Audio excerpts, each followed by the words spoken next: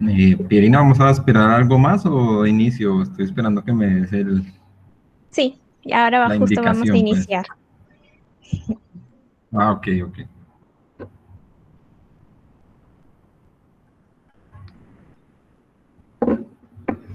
Ya. Buenas tardes con todos. Bienvenidos al primer conversatorio del mes de marzo, del mes de abril.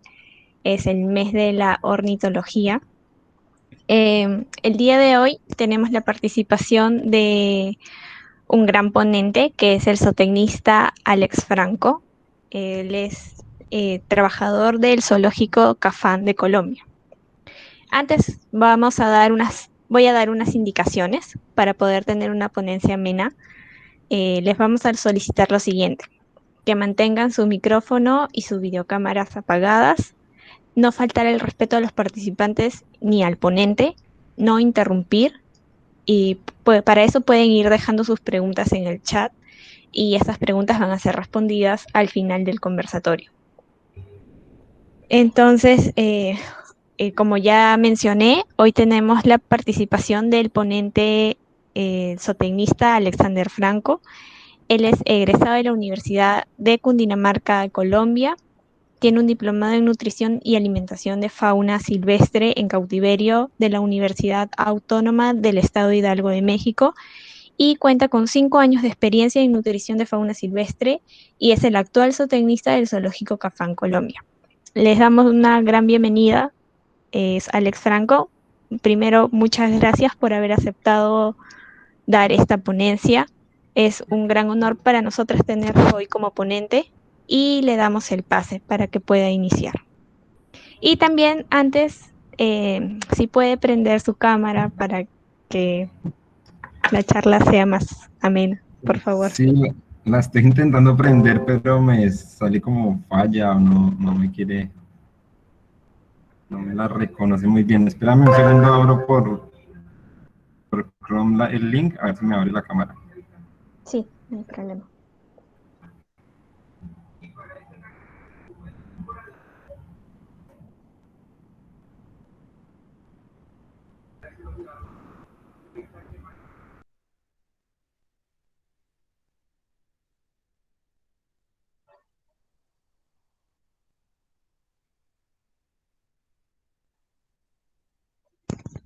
Creo que el zootecnista Alex tuvo un problema con su conexión.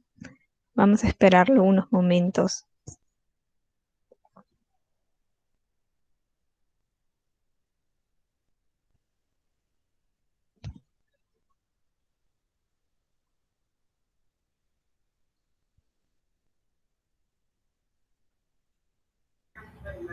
¿Ahí sí ven mi cámara o todavía no? No, No, no empecé. lo vemos. Pero ya si presenta ese inconveniente no hay problema, creo. Listo. Bueno, está fallando o algo. Eh, ¿Ya ven mi pantalla? No, todavía no vemos su pantalla. Tampoco. Me dice que debo tener permiso para compartir la pantalla.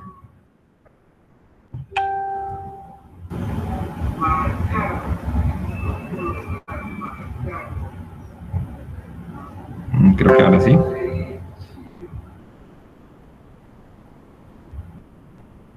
Sí, ahora sí.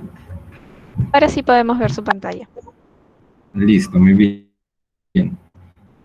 Bueno, primero que todo, pues muchas gracias a ti, Samantha, y a Pedina por la invitación. Me gusta mucho dar charlas, enseñar algo de lo poco que he aprendido a través de, pues, de la experiencia que tengo. Y pues nada, vamos a hablar hoy de un tema bien chévere que es la nutrición de aves rapaces. Entonces, vamos a ver por acá. ¿Ven bien mi pantalla, la presentación? ¿Me escuchan bien? Sí, lo escuchamos bien y vemos su pantalla. Listo, muy bien. Entonces vamos a dar inicio por acá. ¿Qué vamos a ver hoy? Vamos a ver un poco de la evolución y adaptación de estas aves o de las aves en general. ¿Qué estrategias alimenticias tienen? ¿Cuál es su anatomía y su fisiología digestiva? Las egagrópilas, ¿qué son? ¿Para qué nos sirve saber sobre ellas? Sobre ya el tema de diseño la dieta, cómo se hace una evaluación nutricional, el tema de nutrición, requerimientos, alimentos disponibles, la parte de alimentación, algunas indicaciones de suplementación y de alimentación especial en algunos casos, algo muy corto de enfermedades nutricionales porque es un tema muy extenso, el tema de alimentación forzada y algo de cría a mano, que también hay unas recomendaciones. Listo, entonces primero que todo para entrar en contexto vamos a hablar qué son aves rapaces, porque generalmente las aves rapaces, pues este concepto no es como, digamos, una clasificación taxonómica como tal, que uno diga es que son rapaces, pues digamos no es un término taxonómico, que digamos no es una clasificación. Entonces hay un artículo muy bueno que es este que les cito acá, y esta gráfica que vemos, que intentó, ellos intentaron como definir qué es una ave rapaz, entonces, y la definición que determinaron fue esta. Entonces, todas las especies dentro de órdenes que evolucionaron a partir de un linaje de aves terrestres rapaces, raptorial, es la palabra en inglés, pues no tiene como una traducción exacta en español, y en las que la mayoría de las especies mantuvieron su estilo de vida rapaz derivado de su antepasado común. Entonces, ya yendo al artículo como tal, dentro de las aves rapaces se encuentran estas clasificaciones taxonómicas que vemos acá, que sean los falconiformes, los cariamiformes, los catártidos, los catartiformes, accipitriformes y estrigiformes. Entonces, digamos que esa es como la clasificación más reciente que hay acerca de tanto de la parte taxonómica como de la parte de cuál es el concepto de una ave rapaz, que es lo que vamos a hablar hoy. Listo, entonces, en cuanto a evolución y adaptación, entonces, siempre debemos recordar de las aves que son animales que evolucionaron para volar y que para esta función, digamos, para tener estabilidad, desarrollaron algunas cosas porque volar requiere, digamos, fisiológicamente varias cosas. Entonces, primero que todo, desarrollaron una temperatura corporal más alta que otros animales, que es alrededor de 40 grados Celsius. Esto para aumentar la velocidad de los procesos fisiológicos y de esta manera permitir pues poder volar. Tienen una alta tasa metabólica por esto mismo, que es unas 20 a 30 veces comparadas con la de un reptil del mismo tamaño, que es bastante alto. Y también desarrollaron que son uricotélicos, o sea que ellos excretan ácido úrico. Y esto hace que haya un menor gasto de agua en la excreción que si secretaran urea, como otros animales. También dentro de sus adaptaciones para volar, o dentro de su evolución, desarrollaron huesos neumáticos, que son los que, digamos, tienen aire por dentro, como su nombre lo dice, y son más livianos, y de esta manera, pues, tienen menos peso para volar. Y algunos huesos son medulares, estos los desarrollaron para cuando necesitan tener reservas de calcio, por ejemplo, para cuando van a tener postura, entonces se va acumulando en estos huesos, se van volviendo más densos, y cuando requieren este calcio, pues los sacan de estos huesos medulares. Listo. Entonces, ellos han desarrollado a través de su evolución diferentes estrategias alimenticias. Primero que todo, el horario en el que se alimentan o en el que están más activos. Entonces hay unos animales que son más diurnos, unas especies más diurnas y otras más nocturnas, como por ejemplo los búhos, las lechuzas. Generalmente son animales oportunistas, es decir, que se alimentan de todo lo que puedan cazar, mamíferos, reptiles, anfibios, aves, insectos. Ahí vemos en las imágenes un cernícalo cazando una libélula, carroña como los catártidos. Ocasionalmente hay algunos reportes de que comen frutas. Uno generalmente pensaría que son estrictamente carnívoros, pero cuando hay épocas donde no encuentran el alimento suficiente, algunos se complementan con algunas frutas. Entonces ahí les puse algunas especies o familias de las que tiene este reporte. Por ejemplo, hay algunos catartes que se ha encontrado que comen algunos frutos de algunas palmas. Algunos están adaptados ya a alimentos más específicos, como esta ave secretaria, la de la segunda imagen, es una ave africana que también hace parte de las rapaces y pues que está adaptada principalmente a comer serpientes, es lo principal que come en su dieta. Entonces, tiene estas patas largas para pisarlas y de cierta forma pues tiene otro modo ahí de caza para alimentarse de estas serpientes. Tenemos que tener en cuenta que ellos consumen presas completas, entonces es pelo, plumas, hueso, músculo, vísceras, todo el contenido digestivo. Sin embargo, en el caso de los catartiformes es más carne y vísceras, porque, y su dieta es un poco deficiente en calcio en vida silvestre, porque están sujetos al depredador más grande que vino y mató ese animal, que tanto hueso rompió, que tanto, digamos, ellos pueden encontrar de huesos rotos, porque pues si encuentran una carcasa, ellos no van a poder romper un hueso grande de un mamífero. Entonces, digamos que están sujetos a cómo fue la muerte de este animal, de esta carroña. Siempre hay que tener en cuenta que es imposible replicar esto en cautiverio porque, pues digamos, no tienen esa opción de seleccionar qué van a comer como lo tendrían en su vida silvestre, sino que siempre estamos sujetos tanto a la disponibilidad que tengamos de alimento y nunca vamos a tener la disponibilidad de todas las presas que pueden tener en vida silvestre. También se ha estudiado en que en vida silvestre tienen vidas más cortas y mueren en gran parte por una malnutrición. Generalmente no encuentran cantidad de presas o carroña que comer y tienen, generalmente tienen pues una vida más larga y mejor cuando están en vida en cautiverio. Entonces, las dietas que se han desarrollado, lo que se ha desarrollado, digamos, para la parte nutricional de ellas es lo que se ha basado en dietas de los animales que han estado bajo cuidado humano. Y en general, pues es una dieta alta en proteínas y baja en carbohidratos. Y escucho por ahí un pitido, no sé si alguien prendió el micrófono. En general es una dieta alta en proteínas y baja en carbohidratos, pero ahora más adelante vamos a ver como los requerimientos ya como tal de la especie, bueno, del grupo. En cuanto a su anatomía digestiva de adaptaciones, pues reemplazaron los dientes por un pico liviano. Su esqueleto mandibular es liviano, entonces tiene una menor musculatura. Ahorita vamos a ver cómo compensaron esta menor musculatura en su mandíbula, no necesitan tanta fuerza en la mandíbula. Tiene un esófago largo y ancho y algunos desarrollaron un buche, que es pues una estructura que sirve tanto para paso del alimento como para almacenamiento. Y tiene una división de su estómago, una parte glandular y una muscular, el proventrículo y el ventrículo. No sé si todos escuchan un pitido que hay o solo soy yo. Hola Alex, yo no escucho, me parece que es solo tu audio. Sí, bueno, aunque ya paró, ya paró. Llegar la calle. Listo. Bueno, en cuanto a anatomía comparada, comparándolas con otras aves, entonces aquí tenemos una gráfica interesante sobre la primera, es un sistema digestivo, un aparato digestivo de un pavo, la segunda es de un búho y la tercera es de un halcón, de cola roja. Entonces en la primera podemos ver en esta parte que pues, en el esófago han desarrollado un buche, estas aves que sería una ave más granívora, viene el proventrículo más bien poco desarrollado y tiene un ventrículo muy desarrollado porque pues estas aves necesitan romper todos estos granos que consumen, incluso pues ya sabemos que comen algunas piedras para hacer esta función.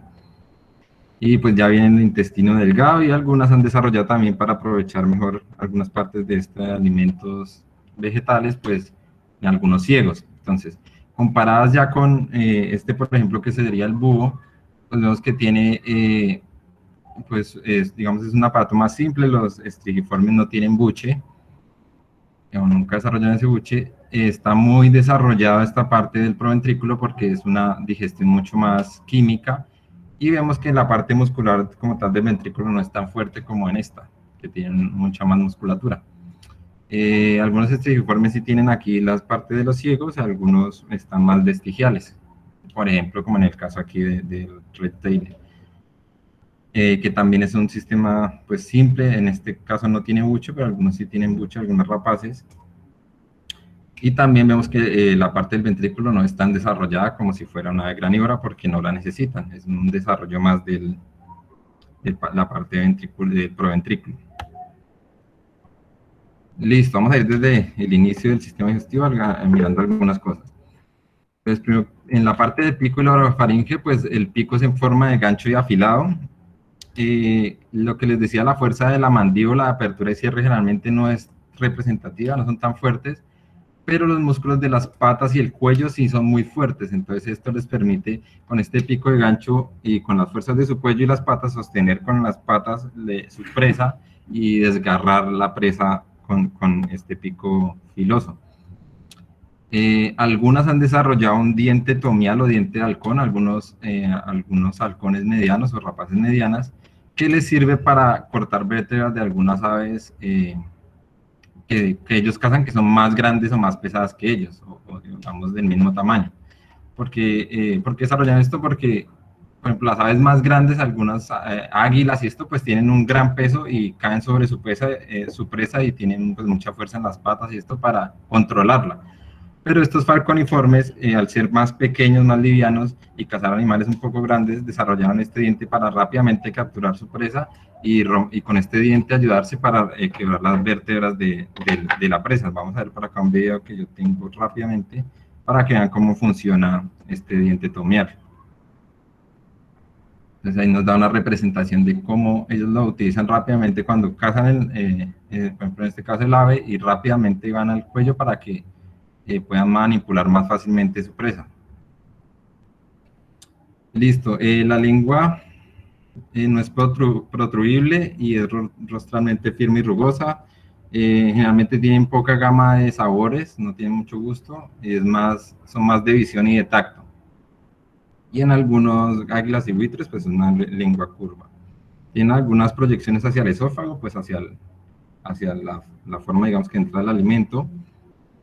Y tienen varios pares de glándulas salivales, entonces en esta parte ya empieza como el inicio de la digestión con algunas enzimas. Luego sigue el esófago y el buche, entonces generalmente el esófago tiende a estar hacia el lado derecho del cuello de ellas, si uno está enfrente al ave sería hacia el lado izquierdo de nosotros.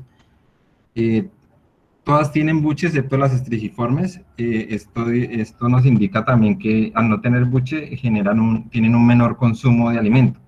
¿Por qué? Porque se desarrolló el buche. El buche se desarrolló en estas aves porque, bueno, y en otras aves, porque el buche permitía llegar al lugar, comer muy rápidamente gran cantidad de alimento y salir volando. Y así de esta manera pues evitábamos competencia, evitaba que llegara otro animal y los depredara. Y ya podían en otra parte con el alimento que llevan en su buche, pues ir consumiéndolo poco a poco, que es lo que hace el buche, pasar el alimento poco a poco hacia el estómago. Y pues también hay ayuda a que sea una digestión más lenta y completa, porque va enviando poco a poco este alimento hacia la parte digestiva, hacia la parte ya del estómago. Bueno, esto también es importante, que la distensión del buche ayuda a que se estimule la liberación de ácido clorhídrico y pepsinógeno en el proventrículo, teniendo una mejor digestión. Entonces, siempre es importante tener en cuenta la cantidad de alimento que se da al animal, porque esto también hace que él se estimule para que haya una mejor digestión. En cuanto a la parte del estómago, hay algunas adaptaciones. Entonces, como les decía, primero está el estómago glandular, que es el proventrículo. En este se da una digestión química, donde viene el pepsinógeno, la pepsina, el ácido clorhídrico, y pues es que, como les decía, es mucho más desarrollado que en citasiformes y galliformes, porque pues es lo que más utilizan en su parte digestiva, esta parte química para poder digerir esta carne. No necesitan como la parte muscular para granos y eso, porque no los consumen. El istmo, que es la parte que une ambos, el proventrículo y el ventrículo, no está tan diferenciado. Y pues el ventrículo se diferencia ya a nivel anatómico porque tiene una coloración pues más de un tono amarillo. Y aquí vemos algo importante también, que es el pH. Muchas aves han desarrollado diferentes pHs dependiendo su dieta, y eso también depende de algunas cosas que vamos a ver ahorita. Entonces los catartiformes son los que tienen el pH mucho más bajo, que es de 0 a 1. Digamos, es casi lo mismo como el ácido de batería o algo así. Es un pH muy, muy bajo, y por eso este pH les permite comer carroña. Este pH les ayuda a que muchas de estas bacterias que consumen en la carroña no nos vayan a afectar. Ya los accipitriformes pues tienen un pH de 1,13 a 1,5, los falconiformes un poco más alto, pero sin embargo el de los falconiformes, ustedes ven aquí una referencia, es 200 a 300 veces el que tenemos nosotros. Entonces es un pH muy, muy bajo, muy, muy ácido. Y ya los estriciformes, los búhos, pues tienen el pH más alto entre todas, y por eso las cegagrópilas tienen más huesos. Entonces ya vamos a ver cómo afecta este pH a las cegagrópilas o a la digestión como tal. Bueno, ya otras partes, tenemos el hígado, la vesícula biliar, el páncreas, pues ya sabemos que el hígado pues, es bilobulado, hay producción de bilis, reserva de lípidos y glicógeno, pues lo general, y allí se da la formación del ácido úrico. La vesícula biliar, pues algo particular en esta es que es ausente en algunas especies, como en el halcón peregrino, y pues en esta se produce la bilis para neutralizar la acidez en la emulsificación de las grasas. Y el páncreas pues es relativamente grande, pues allí se produce la insulina, el glucagón, el jugo pancreático que funciona como buffer, algunas amilasas y lipasas para la digestión y algunas proteasas también, digamos que es lo general. En la parte ya del intestino, encontramos en la parte del intestino delgado, el duodeno es relativamente largo en algunas especies. En esta parte se da una digestión química ya con enzimas pancreáticas e intestinales y se da la absorción del calcio y el fósforo. Algo bien interesante en esta parte es que hay un reflujo activo periódico desde el ilion al duodeno al estómago. Entonces, ¿qué quiere decir esto? Que las aves pasan ya este bolo alimenticio, este alimento, digamos, digerido hasta cierta parte, a través de su estómago, el duodeno hasta el ilion, y lo que hacen es devolverlo hacia el estómago otra vez cada 30 o 60 minutos. Entonces, ¿qué permite esto? Que la digestión sea mucho más eficiente, o sea, vuelven como a redigerir todo este alimento porque lo vuelven a pasar por el sistema, entonces es mucho más eficiente y eso hace que, pues digamos que todo esto que nos hace que sean más livianos para hablar y que tengan una mayor eficiencia, digamos que esta es otra de las características. Y los falconiformes tienen intestinos de un 20 a un 40% más cortos, entonces tienen una menor eficiencia de esta que les hablo, pero lo compensan siendo más ágiles, más livianos y pues teniendo más éxito de caza. Entonces no tienen tanta eficiencia digestiva, pero son muy mejores cazando. Ya en cuanto al intestino grueso, es más corto y lineal. En el cernícalo es inusualmente más largo. Esto ayuda a conservar agua, entonces las rapaces que son más de zonas desérticas, pues tienen este intestino más grueso, más largo para permitir absorber más agua en esta parte y pues tener reabsorción de agua, electrolitos. Y también hay una retroperistalsis también desde la cloaca hacia el intestino también para recuperar algo de agua y electrolitos. En cuanto a la parte del ciego, pues en algunas... ¿Sí? ¿Alguien tiene una...? Alexander, un favor. En la parte Sí. donde dice que estás compartiendo, ¿podrías poner esconder para que se vea todas las palabritas? Ajá, ya, ahora sí. Gracias. Ok, sí, que no vieron esto, lo de abajo. Ya, ok. Ajá, sí. Gracias. Listo. Listo, luego vamos a la parte del ciego. En algunos rapaces diurnas son vestigiales, como en estas águilas pescadoras, en la espandión. Y en los estrigiformes, los búhos lechuzas, sí son un poco más desarrollados. Entonces, hay algunos estudios no son tan concluyentes, algunos dicen que sí sirve, algunos dicen que no. Pues entonces, algunos dicen que sirven para la reabsorción de agua y homeostasis del nitrógeno, la reabsorción de calcio, y pues en realidad dicen que tiene poca contribución a la digestión. Pero como les digo, hay otros estudios que dicen que sí, entonces algunos dicen que sí ayuda a la digestión de la celulosa y a la síntesis de algunas vitaminas. Pues digamos que no hay algo que esté completamente cierto.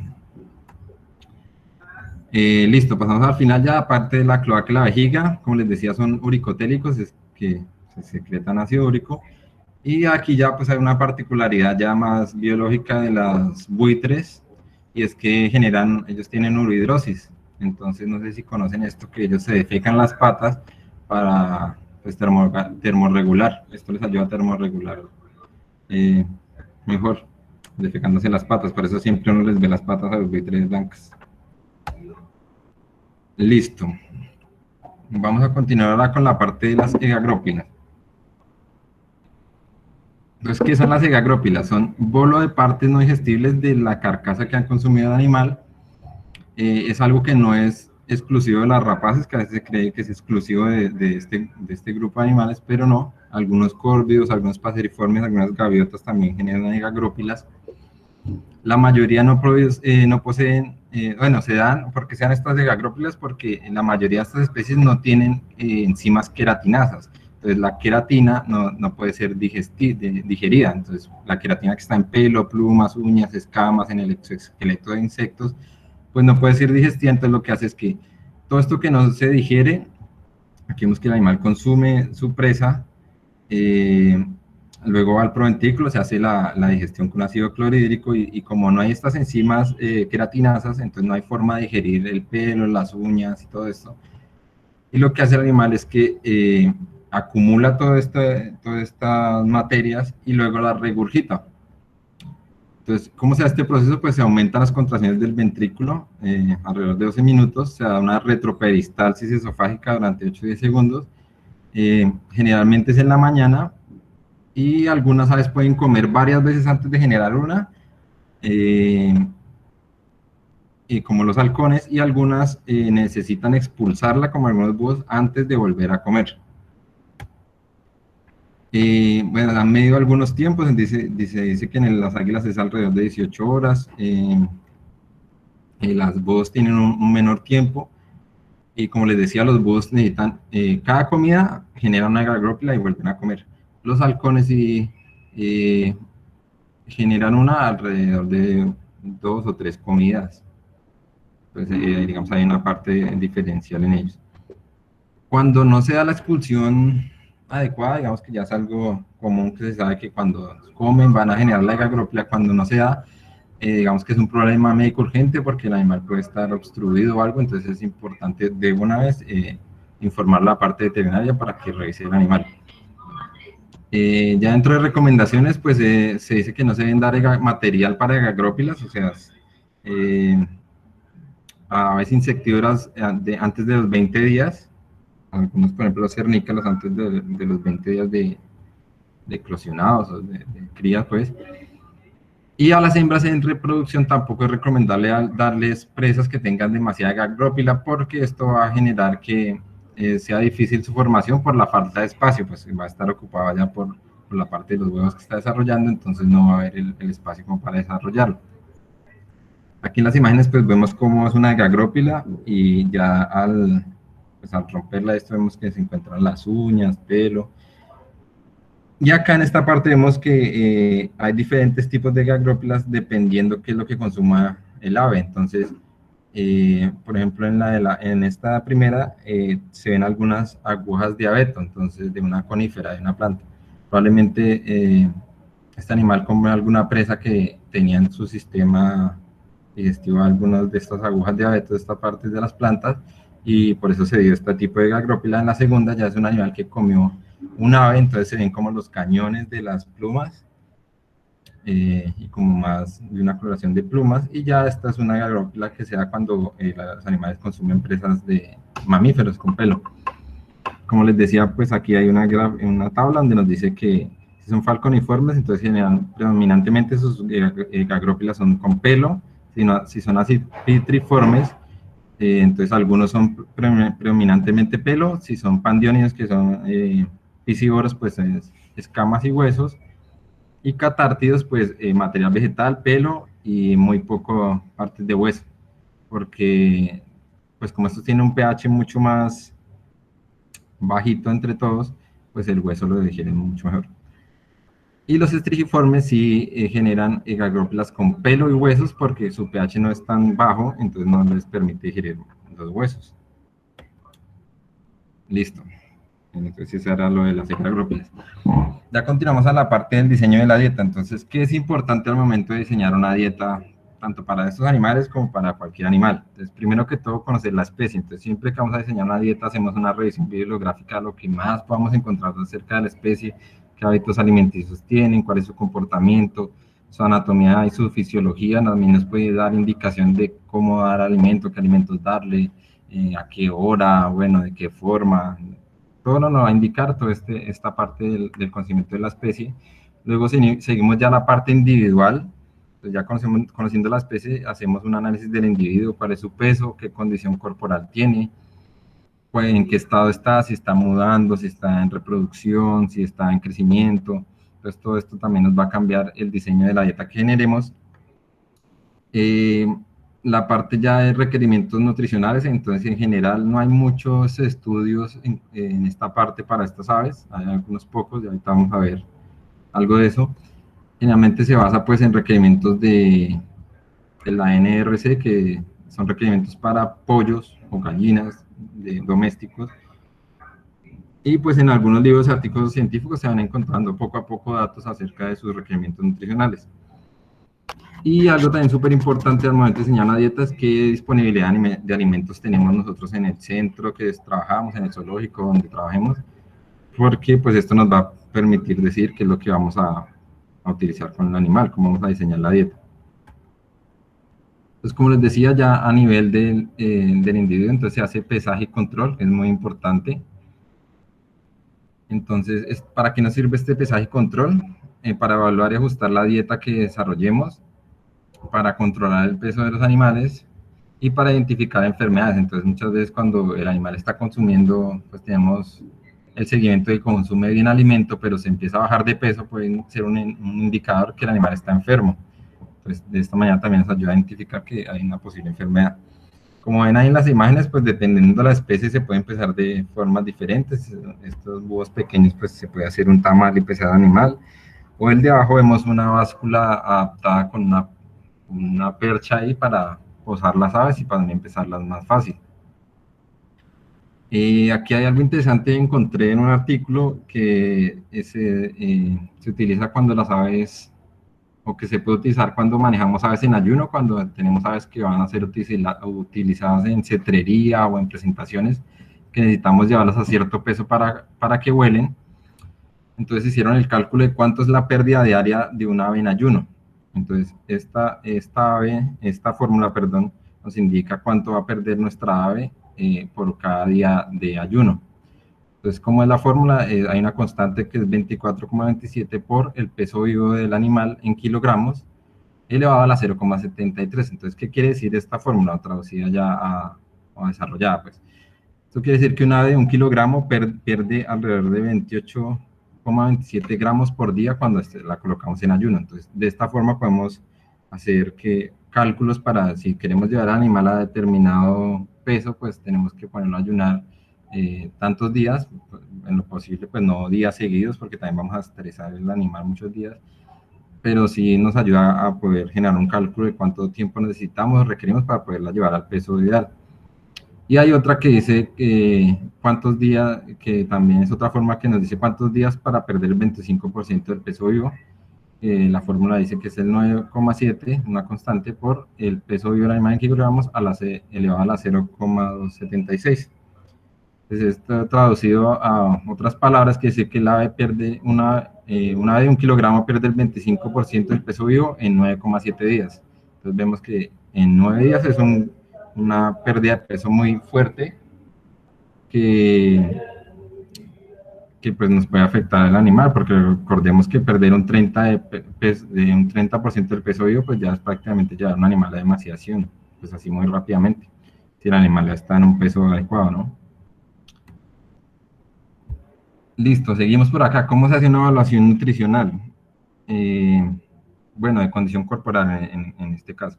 Entonces aquí vemos una tabla que nos dice cómo se evalúa a nivel de la quilla del animal, la musculatura y las reservas de grasa para ver si el animal está en una condición ideal, está en una baja condición o en una condición de un exceso de acumulación de grasas. Entonces vemos que es un puntaje de 1 a 5, donde 1 es emaciación y 5 es obesidad, y vemos como, pues este es un corte transversal de la parte ahí de la quilla del animal, donde nos muestra la parte muscular, cómo se ve o cómo se palpa. Digamos, lo que uno hace es coger al animal y palparlo y sentir qué tanto se siente esta musculatura y qué tanto se siente o qué tan fácilmente se siente esta parte anatómica de la quilla.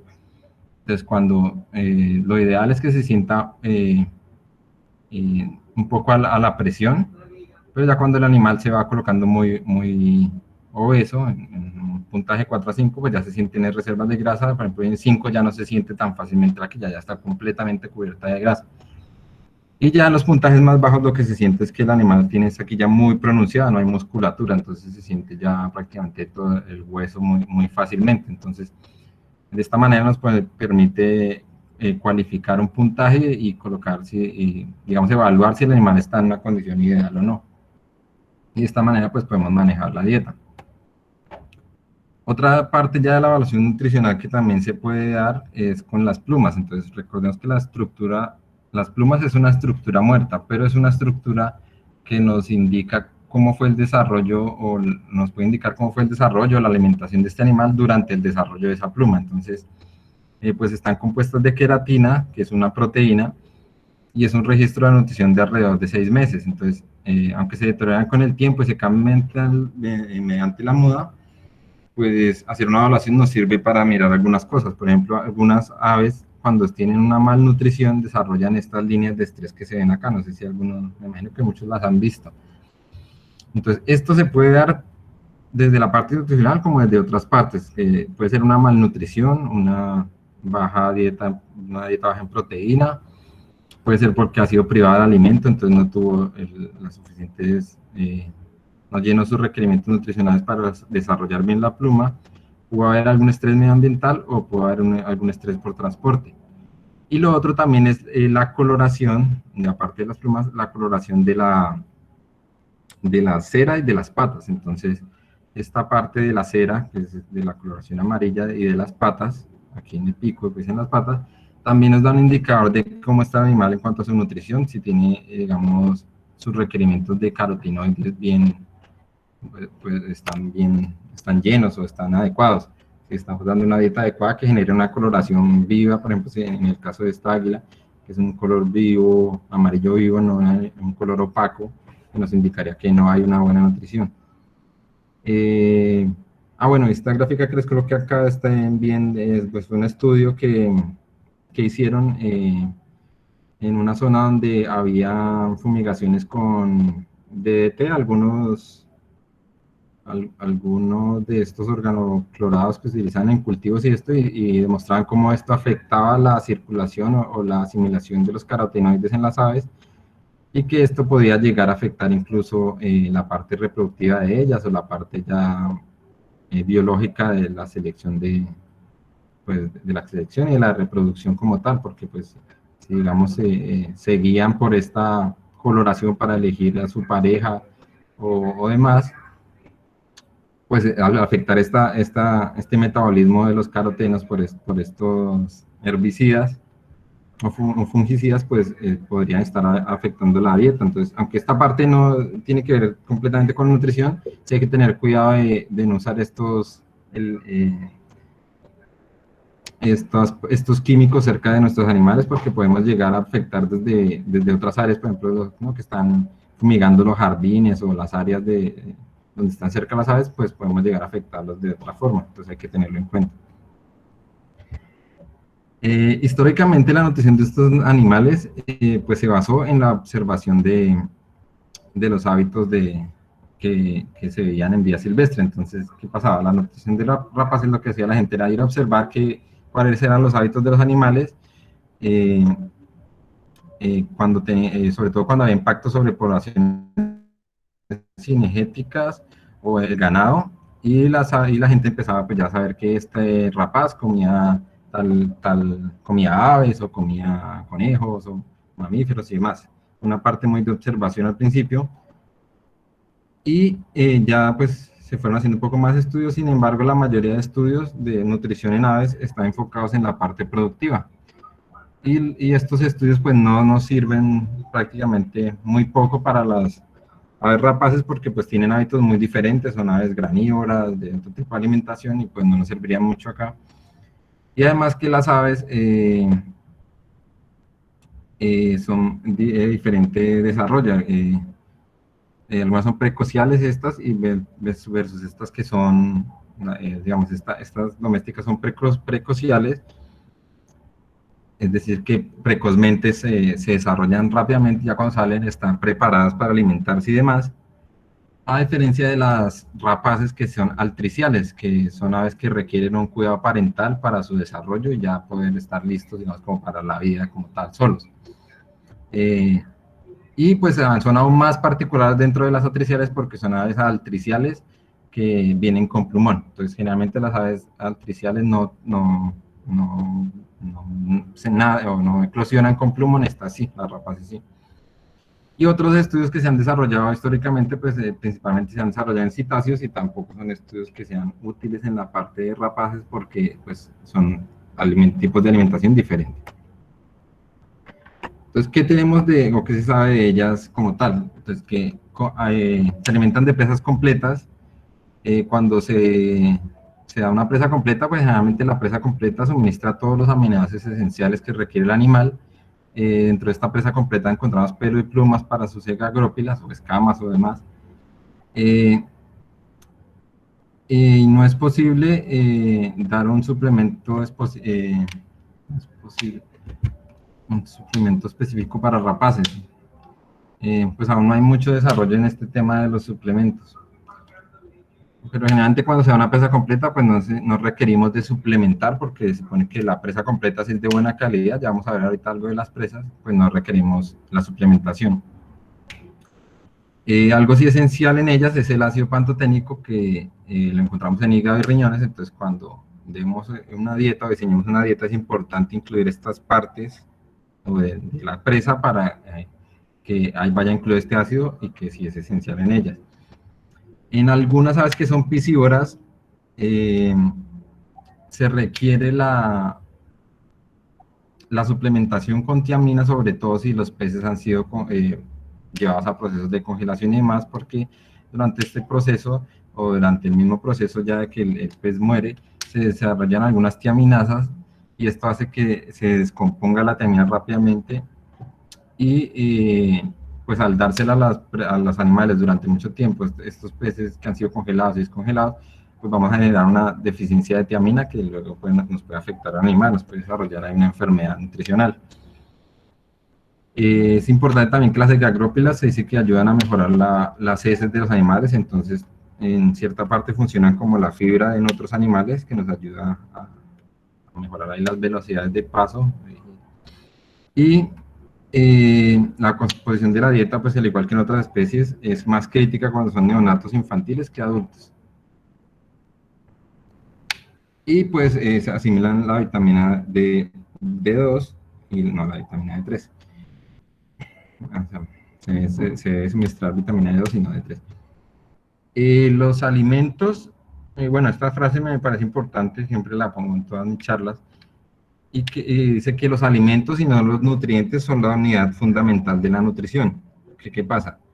En otras áreas de la nutrición, por ejemplo, animales domésticos y demás, lo que importa es los nutrientes, entonces por eso se desarrollan concentrados, que los concentrados nos tienen todos los nutrientes y ya con esos concentrados tenemos la dieta que requiere el animal. Por ejemplo, un concentrado de perro, ya el concentrado tiene todo lo que requiere el animal.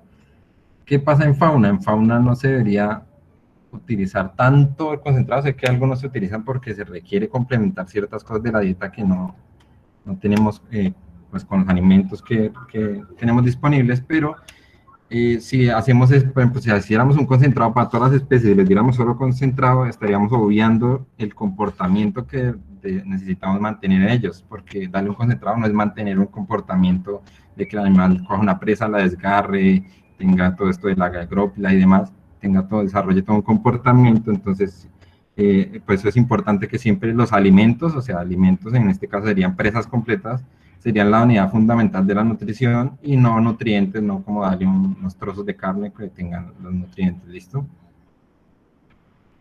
En cuanto a requerimientos nutricionales, hay muy pocos estudios, pero pues este que les presento aquí es como el único que hay así reportado, que dice que tiene un requerimiento de proteína del 17 al 20%, es unas 2 a 5 veces más proteína por kilogramo que una ave granívora, unas grasas del 2 al 28%, ellos lo almacenan en triglicéridos como reservas de grasa y no requieren agua adicional como con los carbohidratos.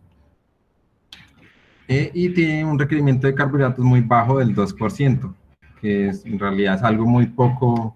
Los carbohidratos que se consumen son muy pocos en la dieta, lo que encuentran en el tracto digestivo de sus presas. Y algunos estudios demuestran también que que las soluciones de glucosa en aves débiles no son tan, o sea, no se deberían utilizar soluciones de glucosa en aves rapaces para aumentar sus niveles de energía, porque lo que hacen es que pueden generar al contrario y dicen que puede acelerar su muerte. Entonces, se dice que se van a utilizar algunos ácidos grasos cuando el animal requiere aumentar energía, está digamos, muy débil. Entonces, lo que se hace es suplementar ácidos grasos y no soluciones de glucosa, porque podríamos generar lo contrario y acelerar la muerte del animal. Y la relación de calcio y fósforo que se debe manejar es del 2 a 1, entonces 2 veces calcio por 1 de fósforo. En cuanto a los requerimientos energéticos, si hay un poco más de avance, entonces tenemos varias fórmulas. Ya ahorita les voy a explicar cómo se usan las fórmulas.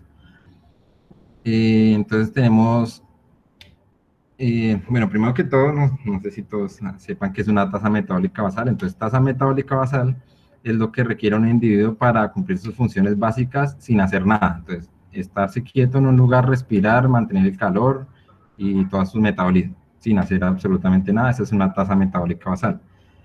Y una tasa metabólica de mantenimiento es lo que requiere el animal para ya hacer todas sus funciones, volar, comer, moverse, bueno, ser sociable y demás, todas las otras funciones que hacen ya un animal normalmente. Entonces, generalmente esta tasa metabólica de mantenimiento es 1.5 veces la tasa metabólica basal, la básica.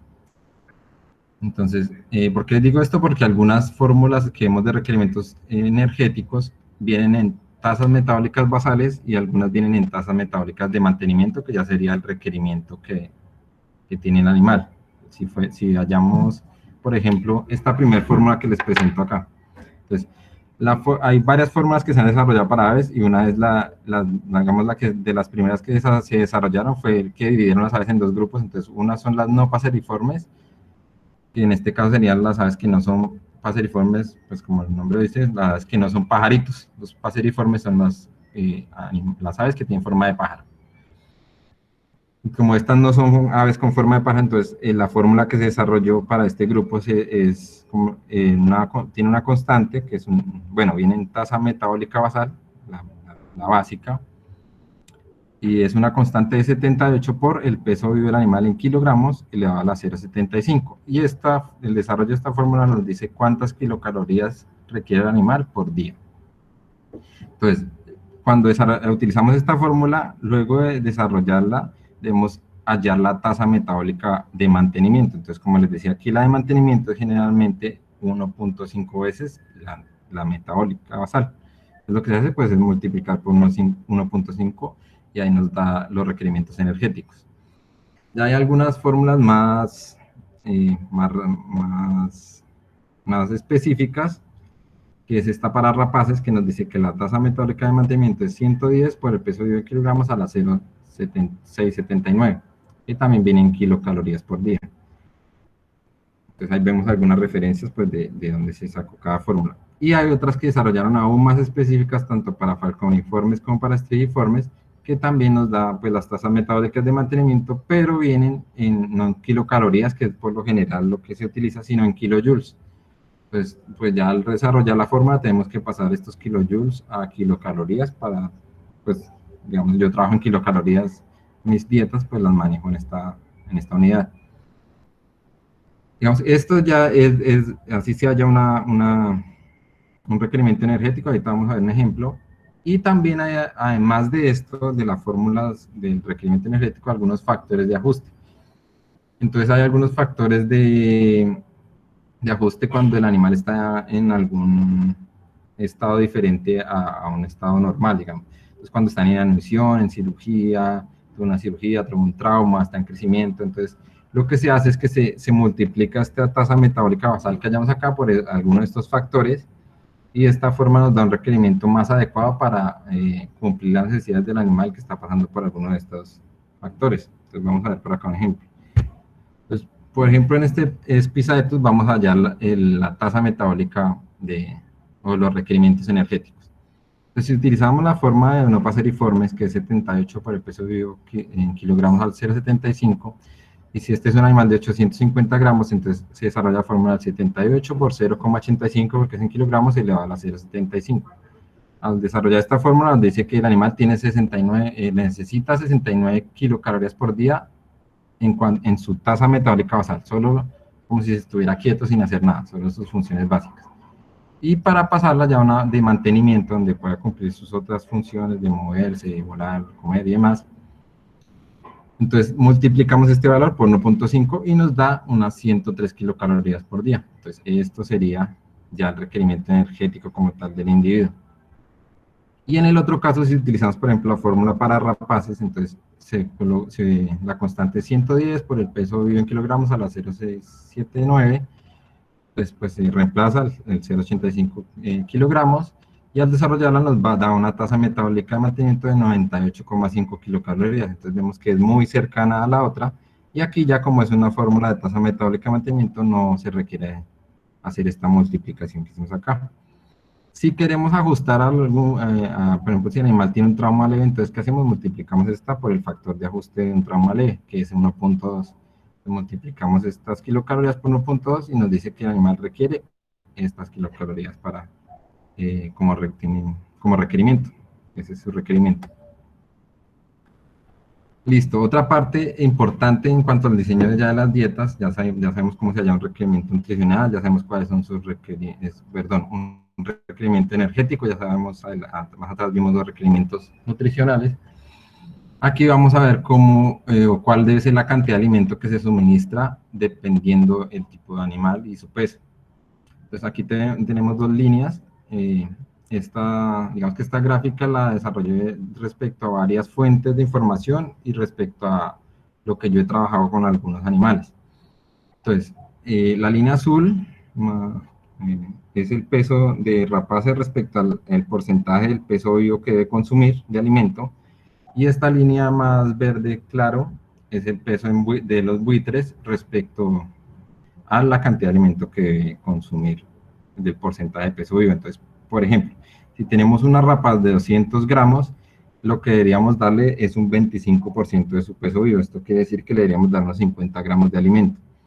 Pero si tenemos una águila de las más grandes que pesa 7 kilos, pues sería alrededor de un 3% de su peso vivo lo que debemos darle de alimento, unos 200 gramos, más o menos, 200...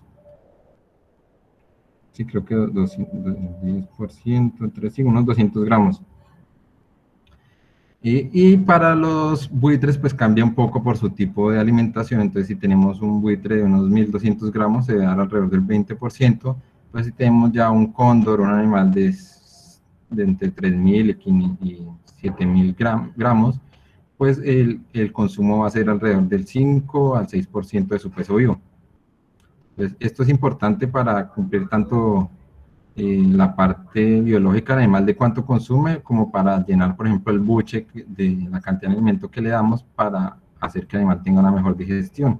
Y también este dato pues, nos va a ayudar a calcular más fácilmente los requerimientos. Cuando estamos formulando la dieta, este peso, esta cantidad de alimento se relaciona mucho a los porcentajes, o sea, ¿cómo les explico? Cuando yo diseño la dieta, este porcentaje me permite mucho más fácil acercarme a la cantidad de alimento. Esta cantidad de alimento me permite mucho más fácil acercarme a los requerimientos energéticos del animal. Es la forma. Y también hay una fórmula en la que se puede hallar esta capacidad estomacal que tienen los animales, que es que es de alrededor de 40 ml por kilogramo de peso. Entonces, un animal de 1 kilogramo de peso tiene alrededor de 40 ml de capacidad gástrica. Es otra fórmula que desarrollaron. Pero yo utilizo más esta tabla.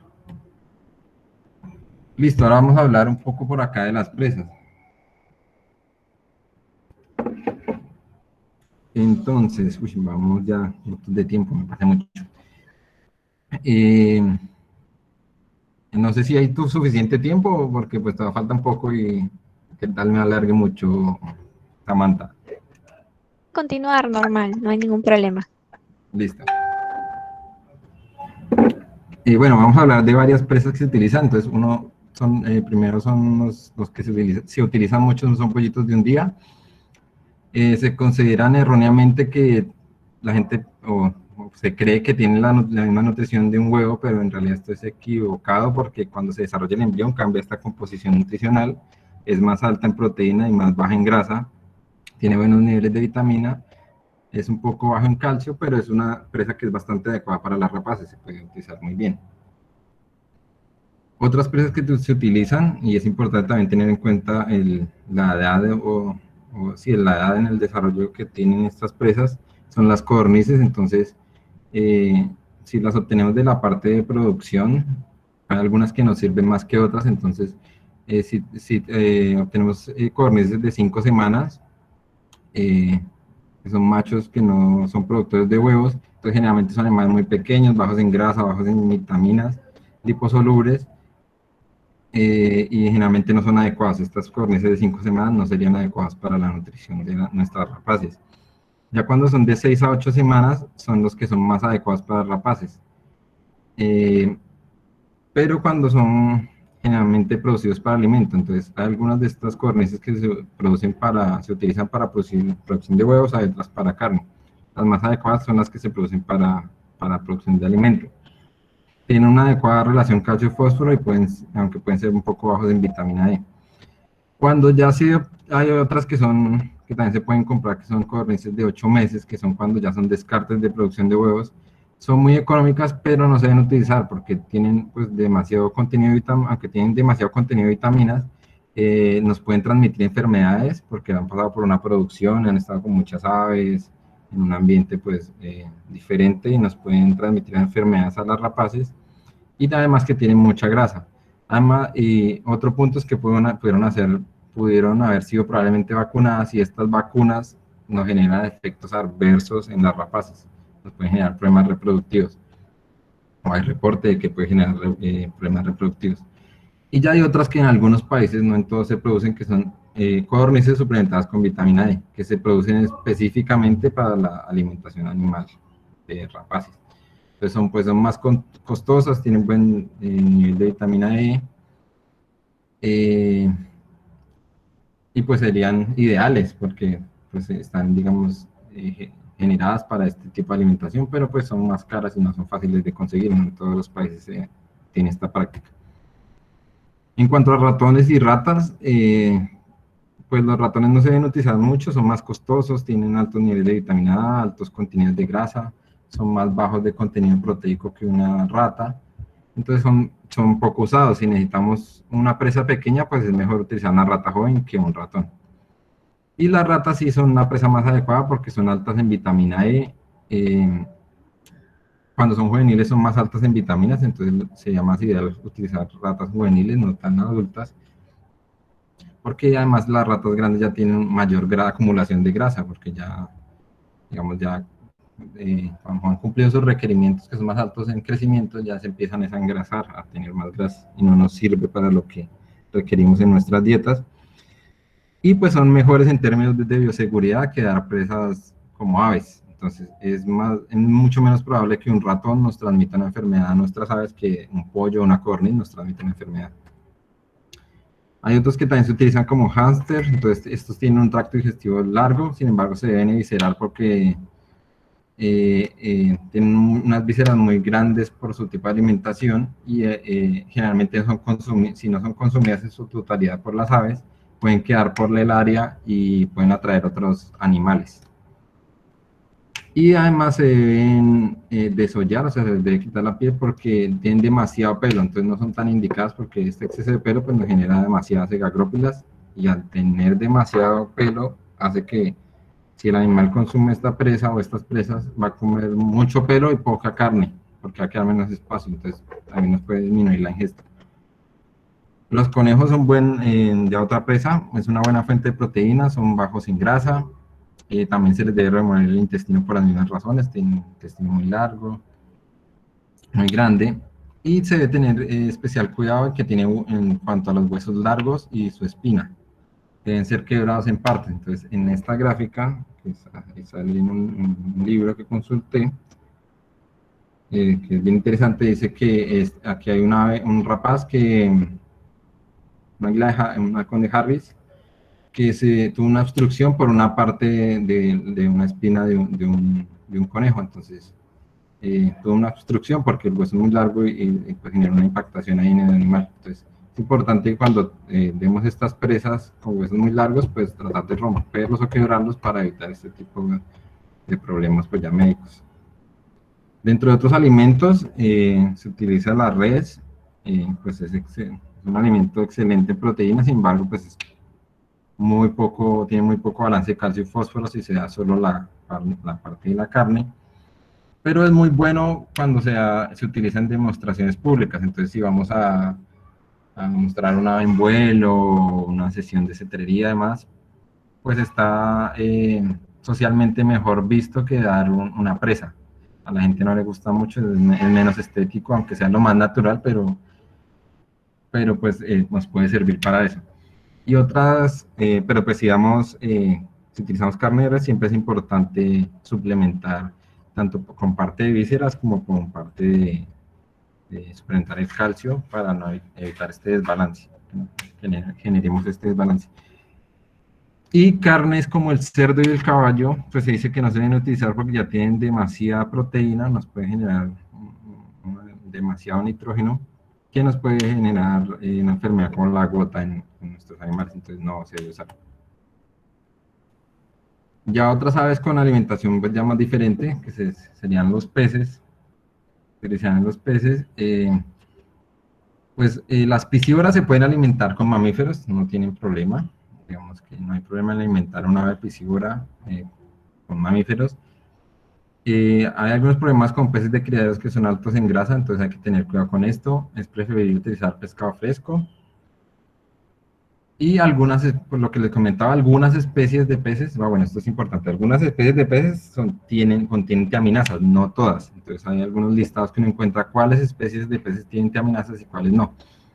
Entonces, cuando el pescado es congelado, pues disminuye la tiamina y al descongelarlo, pues se puede inhibir estas tiaminasas que se generan cuando se descongela el pez, cuando se congela y se descongela, hirviendo el pez al descongelar, pero pues entonces ahí vamos a cambiar la composición nutricional y pues no es tan recomendado. Y pues no es lo más natural tampoco para el animal. Entonces, ¿qué se hace? Se debe suplementar tiamina. Hay varias fuentes que nos dicen cómo se debe suplementar. Digamos, esta parte nunca la he utilizado como tal, nunca he manejado una rapaz piscívora, pero pues esta es la información que hay disponible. Algunos que dicen que son 10 miligramos por kilogramo de pez, o hay otros que suplementan ya el animal como tal, que es 1 a 2 miligramos por kilogramo de peso del animal vía oral cada 24 horas. Entonces, ya dependiendo de lo que se quiera utilizar, pues hay varias fuentes. Y aquí en el GIF que les puse, pues es una ave que ha tenido una deficiencia de tiamina y le genera algunos pues, problemas nerviosos. Bueno, entre otras presas se tiene en algunos países, o se tiene en algunos países esta práctica de dar presas silvestres a los animales que han sido atropellados, cazados. Pero esto no se debe hacer por diferentes razones. Primero, pues pueden estar potencialmente contaminados de organofosforados, plomo, mercurio, rodenticidas, y pues esto nos va a afectar gravemente al animal. Pueden tener además bacterias, virus en gran cantidad que también podemos estar pasando al animal. Y pues muchas veces viendo la presa no podemos ver en realidad qué tiene. Entonces esta es una radiografía de una ardilla que en algún momento le dispararon con plomo, y pues tiene en su cuerpo plomo, y sin embargo siguió viva y después murió por otra razón. Entonces si damos esto al animal, pues se va a intoxicar por plomo, y vamos a generar, pues este animal está teniendo una intoxicación por plomo, está en un envenenamiento. Ya en un segundo que se me va a descargar por acá el PC. Allá. Pues no se deben utilizar presas silvestres. En cuanto allá a la parte de formulación, pues ya es un tema demasiado amplio, digamos, para explicarles cómo se formula, pero pues se puede utilizar una tabla de Excel, o hay algunos software específicos como el Dietcal, el Nutrition, el Fauna, y yo estoy trabajando en uno que próximamente saldrá también para este tema, pero pues ya es un tema demasiado largo para explicarlos acá específicamente. Por darles un ejemplo de una dieta, entonces la que venimos trabajando es el Spizaetus. Entonces, este animal, entonces, si tenemos este Spizaetus melanoleucus, nos pesa alrededor de 850 gramos respecto a la tabla que les mostré. Entonces es un animal que debe consumir alrededor de 170 gramos de alimento. Entonces, ¿cómo sería una dieta, por ejemplo, para él? Entonces, pues, siempre es importante esto que, como en este ejemplo que yo les di, tener una dieta variada. No es tan bueno dar una monodieta, como de una sola presa, o sí, un solo tipo de presa, porque como no se conocen tanto los requerimientos de estas especies, es mejor tener una variedad que nos cumpla varios, o sea, como la composición de todas las presas es diferente a nivel de minerales, vitaminas, microminerales. Es mejor tener una variedad que nos llegue a cumplir más requerimientos que tener un solo tipo de presa que probablemente sea deficiente en alguno de estos vitaminas o minerales o microminerales, y que a futuro podemos generar una deficiencia. Entonces, siempre es importante tener algo variado. Entonces, como en este ejemplo, podríamos utilizar lunes y jueves 130 gramos de pollitos de un día, que son alrededor de 3 pollitos, martes y sábado 150 gramos, que es una rata juvenil, miércoles y viernes 85 gramos de res, 30 de hígado y suplementado con calcio para evitar el desbalance, y el domingo 150 gramos de corniz, que será una corniz.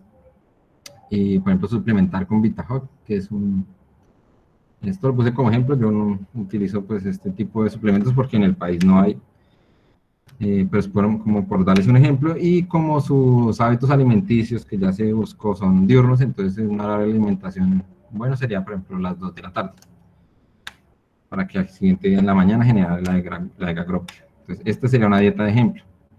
Aquí vemos otros ejemplos de dietas. Esto es una del manual de la ASA para cóndores. Entonces ustedes ven también que es una dieta variada, con diferentes tipos de presas, diferentes cantidades respecto al día. Entonces utilizan conejo, rata,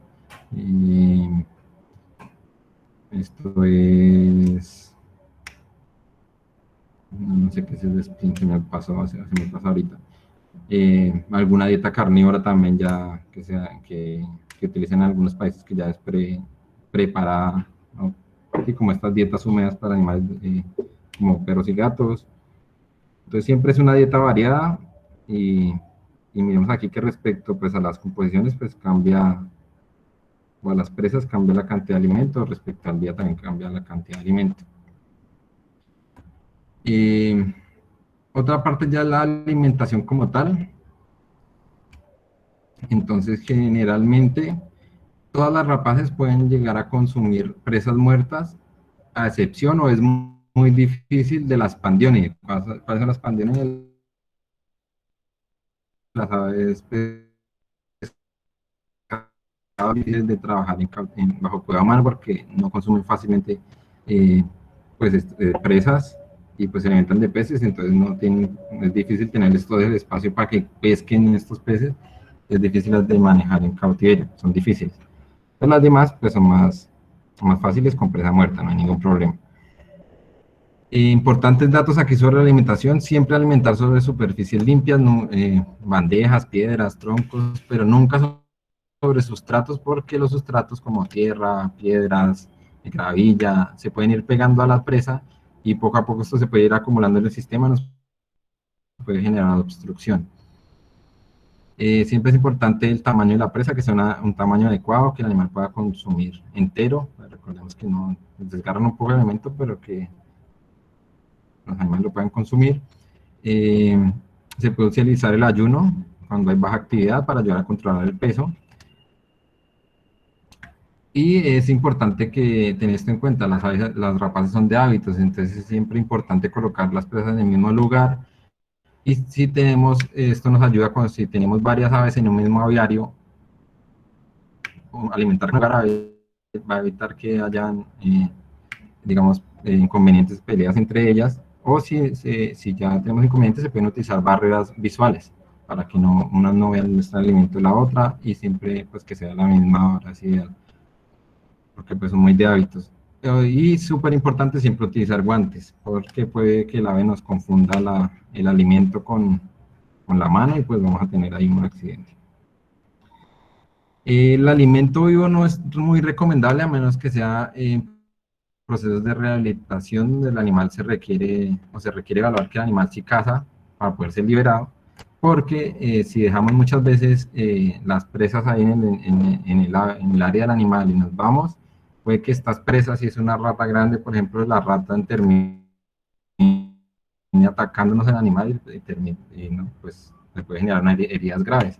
Y tampoco se debe hacer pues por bienestar animal, no se, bueno, lo indicado no es poner un animal presa con un depredador, pero sin la ventaja de la presa, de que esta presa pueda escapar, como sería en su medio natural, entonces no se debe hacer.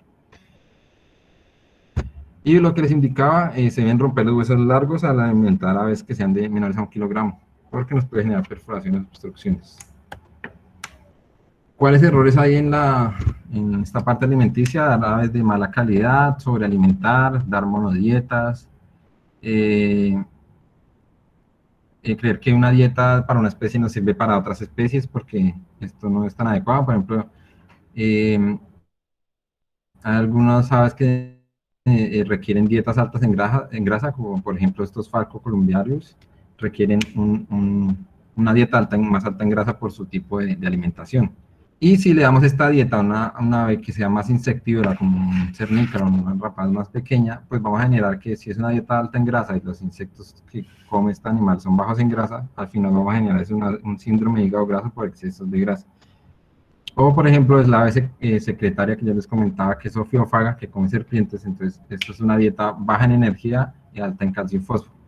Y una dieta normal sería muy bajita en calcio y fósforo y generaríamos en este animal enfermedad metabólica ósea, porque no va a cumplir sus requerimientos de calcio. Entonces, sí, importa la dieta específica de la especie.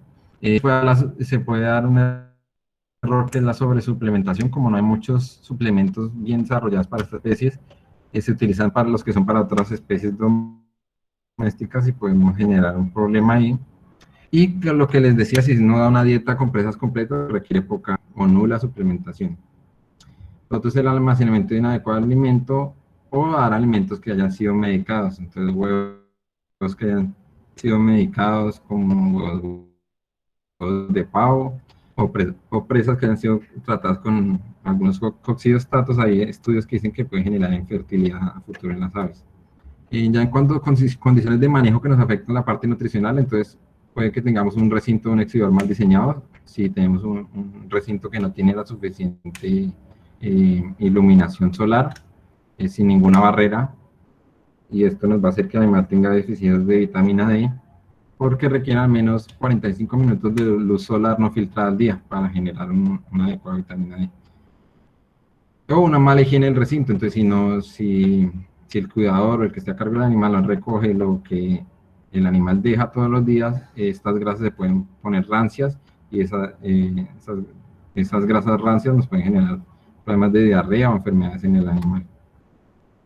Súper importante, tanto por bienestar como por parte nutricional, tener siempre disponibilidad de agua, porque a pesar de que estas aves generan agua metabólica a través de sus procesos pues, metabólicos, requieren siempre tener agua tanto para alimentarse como para bañarse. El requerimiento es de alrededor del 4,5 al 5% del peso vivo por día. Y las que son carnívoras pues, requieren una mayor cantidad de agua por el metabolismo que deben hacer de la proteína, que genera unos grandes desechos nitrogenados, entonces deben ser, digamos, diluidos y para ser expulsados del cuerpo. Los recipientes no se recomienda que sean de más de 15 centímetros de profundo porque no falta el ave que es torpe y se ahoga. Y siempre se debe tener disponibilidad.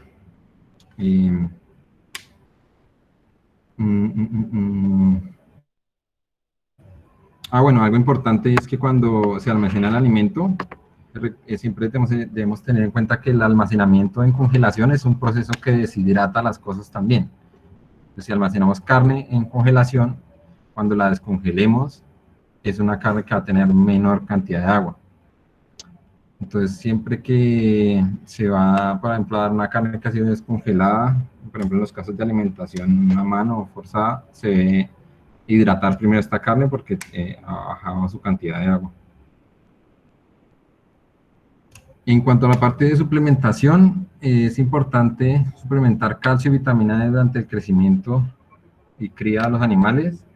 Cuando están en reproducción, pues se deben aumentar la parte de calcio para que tengan estas reservas para la generación del huevo, como tal de la cáscara. Pues calcio y vitamina D ayuda a los carotenoides también en la parte reproductiva, como les decía, algunas aves, esta parte de la cera y de reproductiva. Y también el selenio y la vitamina D se ha demostrado que pues, mejora el comportamiento reproductivo y la producción de huevos eficiente. En cuanto a la muda, se dice que algunos aminoácidos esenciales se han estudiado junto con la vitamina D, ayudan al crecimiento de plumas. Y pues también en algunas partes se utilizan probióticos. Estos son algunos de los pocos, estos que les coloqué aquí son algunos de los pocos suplementos que se han desarrollado específicamente para aves de presa, no hay muchos. Creo que generalmente son más en Europa, aquí en Latinoamérica no tenemos esto. Y también se pueden utilizar probióticos que no, aunque no es clara su función, pues como función general de probióticos, pues sí es el bloqueo de bacterias patógenas a nivel digestivo. Y los gastrolitos, que son piedras que a veces se le dan a algunas aves, pues durante mucho tiempo algunos cetreros los tenían como que sí es una buena práctica, pero se ha estudiado y no, se dice que no es una buena práctica dar estas rocas a los animales para mejorar la digestión.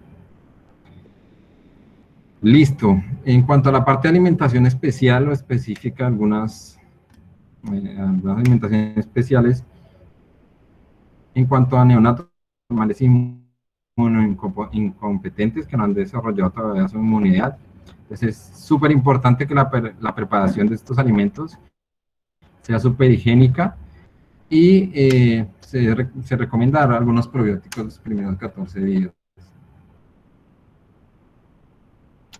Cuando los animales están en baja condición, ya en otro tema, o sea, cuando ya estén en baja condición, en otro tipo de alimentación, no se debe dar material para algagrópilas porque va a quitar espacio para alimento que sí va el alimento que se le va a hacer, les va a ayudar a mejorar esta condición. Y le podemos alimentar más veces sin esperar a que elimine la algagrópila. Esto también nos permite que la alimentación sea más rápida. Cuando una ave vomite, nunca se debe alimentar, siempre revisión veterinaria, puede estar obstruido, podemos generar otro problema.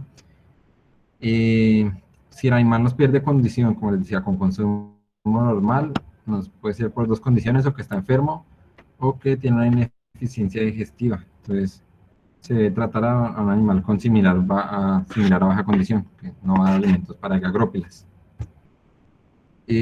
Cuando se va a transportar una ave, se debe tener en cuenta que siempre debe eliminar primero la algagrópila antes del viaje, porque se puede ahogar durante el viaje con ella, por todo el estrés y demás, y no se requiere que no se deben alimentar antes del transporte, a menos que sea ya muy largo un transporte, pues se podría alimentar con algo durante el transporte, pero lo ideal es no hacer, a menos que sean pues, muchos días o algo. Y en largos periodos de enfermedad, hay algunos artículos que también indican que se pueden utilizar dietas de estas para cuidado crítico de gatos hurones, que vienen especializadas, también son buenas para este tema. ¿Qué enfermedades podemos generar desde la parte nutricional? Pues tenemos deficiencias de calcio, enfermedad metabólica ósea, fallos reproductivos por huevos con cáscara blanda, hiperparatiroidismo secundario por deficiencia de calcio, con vitaminas de complejo B, pues lo que les decía de la tiamina, en animales pisciuros, con excesos de energía también, pues podemos generar síndrome de hígado graso, arteriosclerosis. Cuando hay una sobrealimentación de animales en crecimiento, tampoco está bien hacer sobrealimentación porque podemos generar esta enfermedad que no es tan común, pero se puede dar, que es alas de ángel. Entonces, esto quiere decir que lo que se hace es que como el animal tiene un crecimiento tan acelerado, todas las partes de los tejidos no se desarrollan adecuadamente y lo que en la mamá hace es esta inadecuada postura, una inadecuada postura de las alas, y es algo que no es reversible, es muy difícil que sea reversible. Pero entonces, si sobrealimentamos animales en crecimiento, podemos generar esto y pues es un problema que es pues, difícil de tratar. Y también se puede dar pues mineralización de algunos tejidos. Y pues hay otras diferentes, muchas enfermedades, como les decía. Pero pues es un tema mucho más amplio. Y uno muy importante que sí les voy a nombrar aquí es el síndrome de realimentación. Entonces, ¿qué pasa? Cuando un animal está con estasis gastrointestinal, con una inanición crónica, con un largo ayuno, una enfermedad muy grave que no le ha permitido comer bien, y el animal se ha demasiado y ha perdido 1/3 de su peso, hay que tener especial cuidado al momento de volverlo a alimentar. ¿Por qué? Porque si lo alimentamos de choque de una vez como si fuera un animal que está en condiciones normales, podemos generarle una muerte súbita o por este síndrome de realimentación que ya les explico más o menos qué es. Entonces, ¿qué se va a hacer? Antes de alimentar al animal, lo indicado sería hidratarlo, hidratarlo muy bien, y ya cuando el animal esté hidratado, irlo alimentando paulatinamente hasta llegar a la dieta normal del animal. Entonces vamos a ver por aquí cómo es el síndrome. Entonces, ¿cómo evitar este síndrome? Estabilizar la hidratación, realimentar con fórmulas con niveles adecuados de fósforo, potasio y magnesio, no agregar energía extra a los requerimientos calóricos que se hallen para el animal. Y pacientes de más de 5 días de ayuno pues deben realimentar con grasas, alimentos altos en grasas y bajos en carbohidratos. Recuerden que las soluciones de glucosa no funcionan bien en ellos. Y monitorear el fósforo, potasio y magnesio 12 horas posteriores a la realimentación como tal. Y suplementar electrolitos si es necesario. Entonces, ¿qué pasa con el síndrome de realimentación? Esta es gráfica que lo explica. Esta es una gráfica que lo explica en humanos, pero también se da en las aves. Entonces, cuando el animal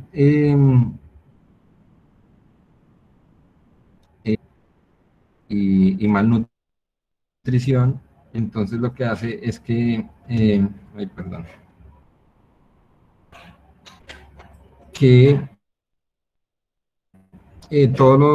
hay muchos cambios, gluconeogénesis, proteólisis, balance nitrógeno negativo, empieza a hacer lipólisis para obtener energía, hay algunos cambios hormonales, hay un descenso de la masa celular y aumento del agua extracelular. Entonces, lo que pasa al realimentar animales de choque es que hacemos que todos estos electrolitos se internalicen celularmente y el animal a nivel queda sin todos estos electrolitos, entonces genera una hipofosfatemia, hipopotasemia, hipomagnesemia al realimentar al animal de forma tan acelerada, porque digamos es alimentarlo con la dieta normal que tiene, entonces puede generar este síndrome, y lo que va a generar es que el animal pueda tener una muerte súbita porque pues genera todas estas pues todos estos desequilibrios electrolíticos. Entonces, como les decía, pues esta es la forma de evitar este síndrome, y lo que se hace pues ya cuando el animal está adecuadamente hidratado, sí es empezar a darle 3 a 4 piezas pequeñas del alimento sin piel, o sea, no, sin alimento para agrópidas, y cuando ya el animal empiece a generar heces con normalidad, se va incluyendo más partes poco a poco de la dieta hasta eventualmente dar las presas completas, pero no de choque porque pues podemos generar ese síndrome. Ya en cuanto a la alimentación forzada, entonces esta es una de las formas de dar alimentación forzada, que es, en el caso de esta águila, que es un animal grande, pues se requerimos 2 personas. Pues, ¿qué se hace? Se llega, se recogen los alimentos no consumidos, se registra pues que no consumió, se alistan los alimentos, se preparan, si se necesita aplicar vitaminas, si el alimento ha estado congelado y se descongeló, se debe humedecer unos minutos antes en agua limpia, y ya se da paso a capturar al animal, restringirlo físicamente, obviamente siempre con todos los elementos de protección personal, y mediante el uso de unas pinzas largas romas se ofrece la pesa a los individuos. Generalmente, al principio, algunos pueden ser reacios a esta alimentación, Entonces, si el animal es reacio, lo que se hace es que con cuidado se le abre el pico y de alguna forma se le introduce en la parte bien posterior de la cavidad el alimento. Y el animal, por reflejo, va a tragar. Entonces, poco a poco, ya el animal pues, van como aprendiendo y fácilmente ya van recibiendo más el alimento. Y pues ya se coloca el animal en su área otra vez y se vigilan pues, los elementos. Es una forma de hacerlo, como lo ven ahí en la imagen. Y la otra ya es mediante una alimentación más asistida, que es mediante una sonda. Entonces, ¿cómo se hace esta? Pues hay algunas fórmulas, en esta gráfica vemos algunas fórmulas que se hace, que es licuar todo el alimento, colarlo y ponerlo en una jeringa, y este alimento pues ya se pasa a través de la jeringa y la sonda por el animal. Como les decía, el esófago siempre se encuentra a nivel derecho de los animales, izquierdo de nosotros, como vemos aquí en la gráfica. Entonces, de esta forma, de izquierda a derecha, bueno, desde la vista de nosotros de derecha a izquierda, se debe colocar la sonda que se va a pasar por el animal, es lo más indicado, y debemos pues palpar que esté pasando bien hacia el estómago. Nos vamos a ir por tráquea. Entonces, lo que se hace pues es alistar la fórmula, la jeringa, lubricante, el contenedor con la fórmula. Como les decía, algunas piscidoras se pueden alimentar de mamíferos o de aves. Entonces se lubrica el tubo de alimentación y pasa por la parte posterior del orofaringio, el esófago. Con mucho cuidado de que el tubo no se vaya a doblar durante el paso, para que no vaya a causar heridas, no podemos forzarlo mucho. Y el cuello, esto es importante, siempre debe estar extendido durante la alimentación para evitar que haya una regurgitación. Cuando el cuello no está completamente extendido, se puede regurgitar y podemos pues ahí tener un problema. Y súper importante, siempre antes y después de cada alimentación, desinfectar muy bien todos los elementos que se utilizan. Finalmente aquí vamos a ver, pues, cuando se crían los animales a mano, o cuando los animales pues, son huérfanos y toca criarlos a mano, pues es súper importante mantener la relación calcio y fósforo. Entonces, si damos solo carne, pues siempre suplementar en la parte del calcio con carbonato, gliconato de calcio. Evitar cargas excesivas proteicas o excesos de alimento. Como les decía, podemos generar las alas de ángel o un desarrollo inadecuado. Este punto es súper importante y muchas veces no se tiene en cuenta, y es que las aves, muchas aves que están en los nidos o se desarrollan en los nidos, el nido es precisamente también o evolucionaron así para limitar el espacio también, o digamos que evolucionaron que aquí estas aves se desarrollan en un espacio limitado, el nido no es muy grande. Entonces, ¿qué pasa cuando no damos este espacio o no mantenemos a estas crías en un espacio limitado? Que generamos piernas abiertas. Entonces, como es un animal que está creciendo rápidamente, está ganando peso, muchas veces esta cantidad de peso no es tan soportada por articulaciones y los huesos, y entonces generamos problemas de piernas abiertas porque el animal tiene mucha movilidad. Entonces, si tiene mucha movilidad, puede generar este problema. Pues esto pasa tanto en rapaces como también en citáceos. Se recomienda siempre restringir el espacio que tiene el ave para moverse. Como les decía, probióticos pueden ayudar. Los alimentos deben ser humedecidos antes de suministrarlos. Esto es importante ya que las aves, las crías no tienen, pues no es que tomen mucha agua directamente hasta cierta edad. Entonces es importante que los alimentos estén humedecidos para evitar deshidrataciones. En algunos buitres se tiene esta práctica para tener una digestión mejor, y digamos estar más cercanos a su biología, y es que se utilizan unas enzimas pancreáticas, que estas enzimas se utilizan en perros con insuficiencia pancreática. Entonces, ¿qué se hace? Se coloca el alimento que se le va a dar en estas enzimas media o una hora antes, y luego se suministran a las aves. De esta forma ya están como predigeridas, que es como lo que sus padres le darían en vida silvestre, un alimento ya predigerido, y pues vamos a tener mejores resultados. Si el animal es para liberación o en rehabilitación, es súper importante utilizar títeres, como vemos ahí en la gráfica. Este es un cóndor California. Entonces vemos ahí cómo se utiliza un títere para no generar el vínculo con el humano. Cuando se alimentan las presas, pues es súper importante tener presente el buche en animales que tienen buche, de no sobredistenderlo. Y Eh, también súper importante, si se consulta la bibliografía y se tienen curvas de crecimiento, pues llevar el control de que cómo va nuestro animal respecto a otras experiencias que se han tenido en la especie, para ver si estamos dando mucho alimento, muy poco alimento, y cómo va el crecimiento respecto a los días del animal, cómo va su ganancia de peso. Y finalmente, bueno, creo que fue una nueva que coloqué. Cuando los animales son retirados o geriátricos, pues es importante ajustar sus dietas a esta baja actividad, tener un control adecuado de peso, porque si no reducimos esta parte energética y estas grasas, pues podemos generar problemas por excesos de grasa, por excesos de peso del animal, y generar problemas en sus patas, y pues trabajarles enriquecimiento para que utilicen esta energía que les estamos dando. Y pues aquí les dejo una bibliografía, no sé si le quieran tomar foto a ambas diapositivas de la bibliografía que se utilizó para la charla. Y pues si tienen preguntas, pues les respondemos las preguntas. Muchas gracias. Ha sido una charla muy buena, con mucho por aprender, con mucho que aprender. Ahora vamos a pasar a las preguntas. Tenemos algunas aquí en el chat, las voy a leer.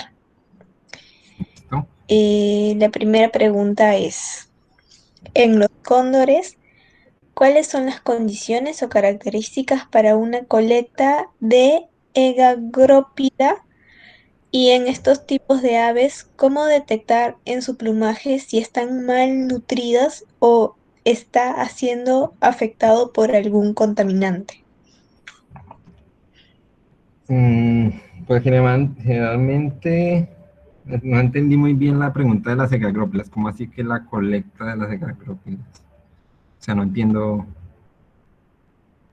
O sea, lo normal pues dependería de qué presa estamos dando. Como la egagrópila depende de qué presa estamos dando, y la cantidad de egagrópila dependería de qué cantidad de material para egagrópila estamos dando. Porque si damos un conejo sin piel, pues no va a generar una egagrópila que si damos un conejo